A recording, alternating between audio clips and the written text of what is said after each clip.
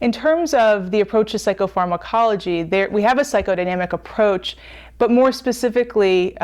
there's an hour of supervision every week your first year as a psychiatrist here, where you're discussing your cases and the cases that you're doing prescribing for. And so that's one-on-one, but also every week you meet with all of your MD peers, and it's in that group that you're reviewing the current literature, and you're also discussing the most difficult cases and sort of turning to your peers to figure out what are the blocks in that work. And so to have a psychodynamic approach to prescribing specifically, I think is unique to this setting. And so the idea behind psychodynamic psychopharmacology is that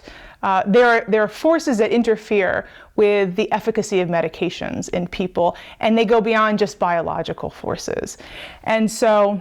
to be able to learn a way of prescribing, a sort of how to prescribe as opposed to just a what to prescribe, is something that empowers the prescriber and the patient in a way that in more conventional prescribing doesn't happen. And given that so many of the patients who come here have been in many treatments before, treatments that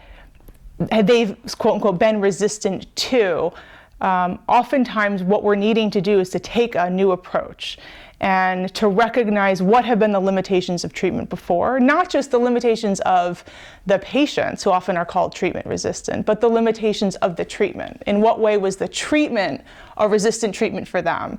And so to think about how to prescribe is one way of addressing that problem that oftentimes has gone unaddressed in previous treatments for these people.